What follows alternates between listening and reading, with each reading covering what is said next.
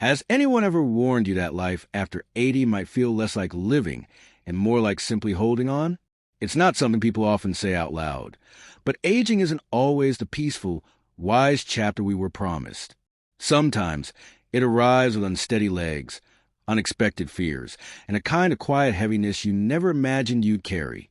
You've come a long way, lived, loved, built, endured. But once you cross into your 80s, the world around you starts to shift in ways that are hard to explain unless you're living through it. You might still recognize yourself in the mirror, but your strength, memory, and independence begin to fade, subtly at first, then more noticeably, like fabric wearing thin from time. And here's what they don't tell you. Not in magazines, not in retirement seminars, not even in family conversations. This stage of life can stretch you in entirely new ways. The challenges aren't just physical. They touch your emotions, your mental clarity, even your spirit. This isn't meant to scare you. It's about shedding light on what many elders feel, but rarely voice.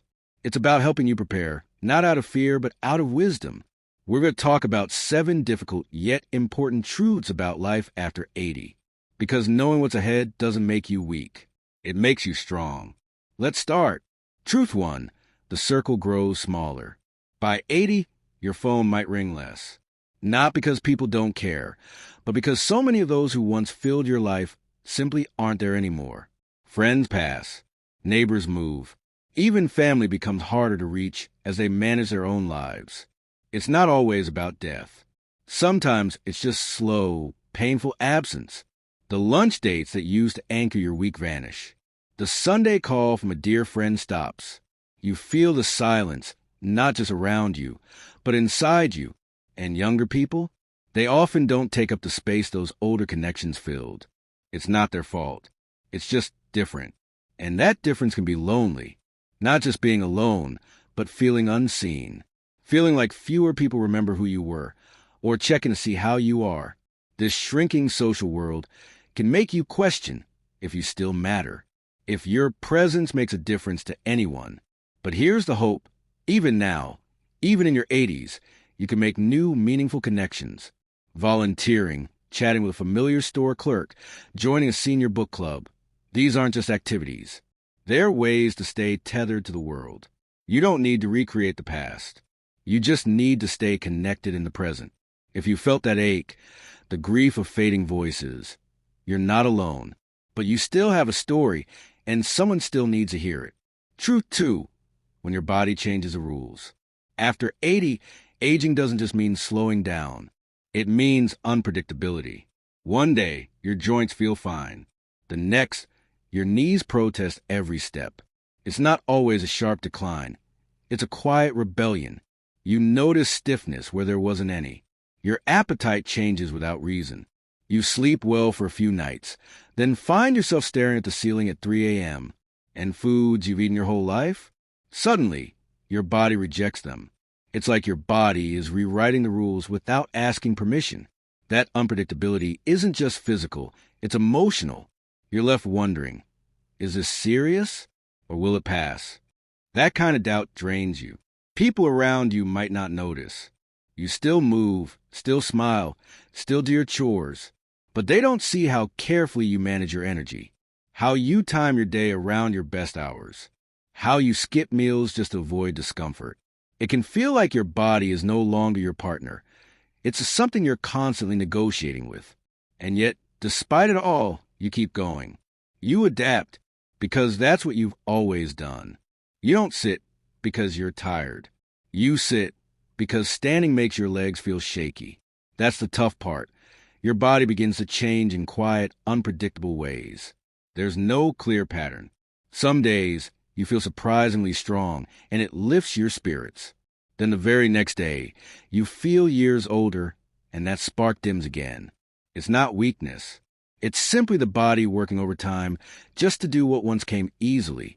You're still you, but now your body speaks more softly, and you have to listen closely. You learn to move with care, to rest more deliberately, and to respect your limits, not resent them. But here's something that truly helps: routine. Even the smallest habits, like drinking warm water when you wake up, doing gentle stretches before bed, or sitting in the morning sun for a few minutes can signal to your body that you're still showing up. You're not giving in. You're adapting. And that's a quiet kind of strength most people overlook. Aging gracefully isn't about denying change. It's about flowing with it, choosing consistency over control, and honoring the shifts with grace. If this video resonates with you, drop a number 2 in the comments so I know you're here. And if you haven't subscribed yet, now's a good time to do so. And hit the bell so you don't miss future videos. Your support means a lot and helps us keep creating content that encourages and informs you. Now, let's continue. Truth 3. When the circle grows small. One of the hardest things to accept after 80 is how your circle of people starts to shrink. Sometimes it happens slowly. A few friends move away. Someone stops calling. Other times, it feels like it all disappears at once. A neighbor passes on. A familiar voice fades. Even family members who once needed you for everything become wrapped up in their own busy worlds. It's not that they've stopped loving you. Life simply pulls them in different directions. Jobs, children, health issues of their own. Calls become shorter, visits less frequent, and slowly, the closeness you once relied on starts to drift. At first, you convince yourself it's temporary. They're just busy. But then weeks turn into months. Birthdays pass with a quick text. Holidays come and go with fewer faces at the table. You begin to revisit old memories more often. Not out of nostalgia, but because new ones feel harder to create. And it's not just emotional. It's also physical. Maybe you've stopped driving at night. Maybe noisy environments make it hard to follow conversations. Maybe dressing up and going out feels exhausting, even when your heart wants to be there. So sometimes, even when invitations come, you quietly decline, telling yourself next time. This leads to a painful cycle. The less you engage, the more forgotten you feel. And the more forgotten you feel, the harder it becomes to engage again. It's not that people mean to overlook you, but invisibility has a way of creeping in. Grace, 84, once said the loneliest moment of her day wasn't the silence. It was realizing that nobody was waiting for a call, and when she missed an event, no one noticed. But here's the truth. A smaller circle doesn't mean a smaller life. You don't need a crowd to feel connected. Even 1 or 2 meaningful relationships can bring light back into your world. A friend to share a laugh with. A neighbor to sit beside. A child who listens to your stories. Sometimes you have to be the one to reach out. Write a letter. Say yes to an invitation. Offer your time where it's needed. Mentor someone, volunteer, or simply be present. You might feel like no one is listening, but someone is. Your life, your wisdom, your presence still matter deeply. Growing older doesn't erase your worth. You are still seen. You are still needed. And while your circle may be smaller now, your impact and your value remain just as powerful. Truth 4, the quiet burden of outliving others. There's a unique kind of sorrow that comes with outliving the people you love. After the age of 80, this sorrow becomes more than just a rare event. It becomes a recurring part of life. You don't just lose one person. You say goodbye again and again to childhood friends, siblings who shared your family history, even to the spouse you imagine you grow old with. It's not just about grief. It's the weight of carrying those memories alone. You become the last one who remembers a joke from 1965, or the story behind the dent in the garage door. There's no one left to say, "Remember when?" and share that knowing smile. This kind of loneliness runs deeper than silence. It's a realization that no one else remembers your life quite like you do. The cast of your life story begins to fade, and suddenly, you're on stage with fewer familiar faces in the audience. Sometimes you might feel a quiet guilt, not from anything you've done wrong, but a kind of survivor's guilt.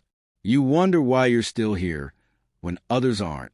You replay old choices, miss moments, unanswered questions. The grief doesn't vanish. It just changes shape. An 87-year-old man named Leonard once said that the hardest part of aging wasn't his aching joints or poor eyesight. It was reaching for a second coffee mug each morning out of habit, or hearing his late wife's voice in his head answering questions he never said aloud. Yet, there's something powerful we don't talk about enough. The strength in remembering. The courage it takes to wake up in a quieter house and still keep going. The quiet heroism in keeping someone's story alive by telling it, in being the last keeper of memories. If this message speaks to you, leave a comment with the number 4 to let us know you're still with us. And if you haven't subscribed yet, consider doing so and turning on notifications. Your support allows us to continue sharing insights that inform and inspire. Truth 5, the shrinking of personal freedom. After 80, even if your mind is sharp and your independence intact, something subtle starts to happen. People begin to treat you as if you're not fully capable. Your freedom begins to shrink, almost imperceptibly at first. Maybe your children insist on driving you, even though you still feel confident behind the wheel. They start questioning what you eat, how you sleep, how you manage your medications. It's not that they don't care. It's that their concern begins to override your autonomy. Suddenly, you're not the one making the final decision. You're being advised, nudged, or gently overridden. That's when the frustration creeps in. You know your limits. You spent a lifetime making choices. But now, the world starts making them for you, as if age cancels out wisdom.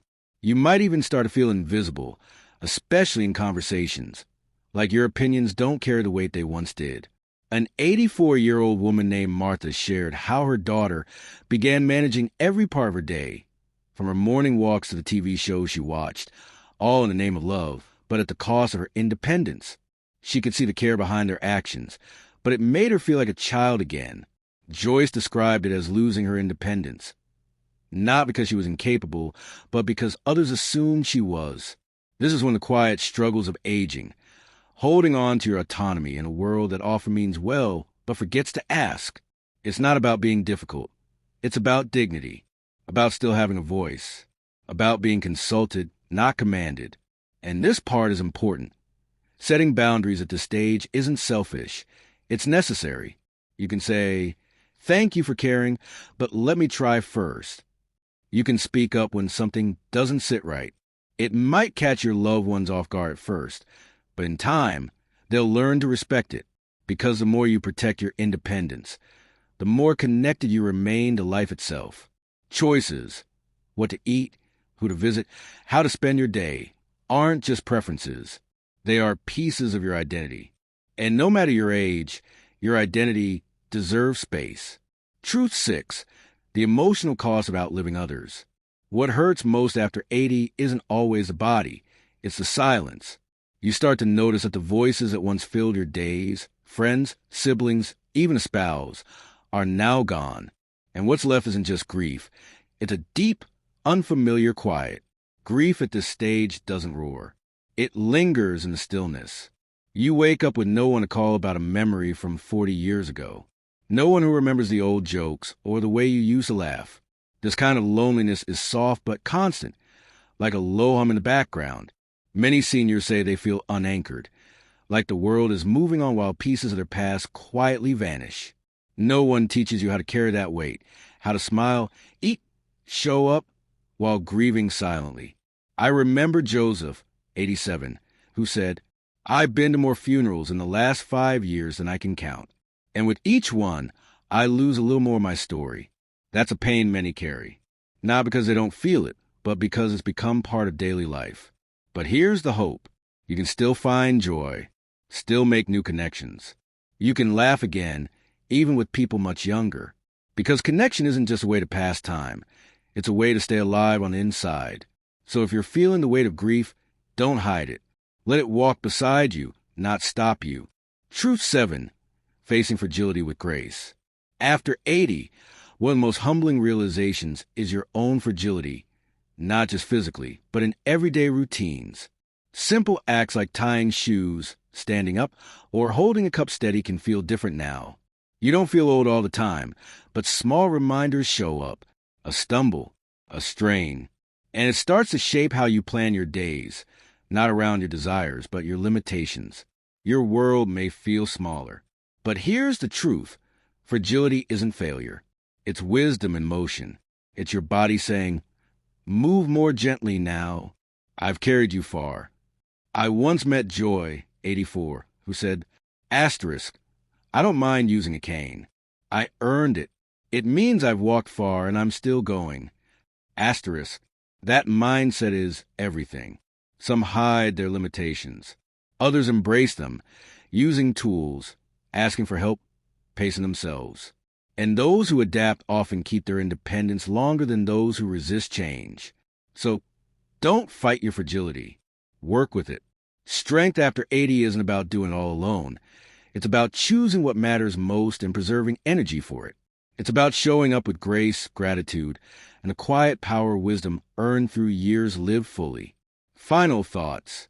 Getting older, especially after 80, isn't just about the body. It's about facing truth with an open heart and a steady mind. You don't have to pretend it's all easy. It's not. But there's deep power in understanding your reality and meeting it with dignity, not fear. You are not a burden. You are not invisible. You are here, and your presence, your stories, your voice still matter deeply.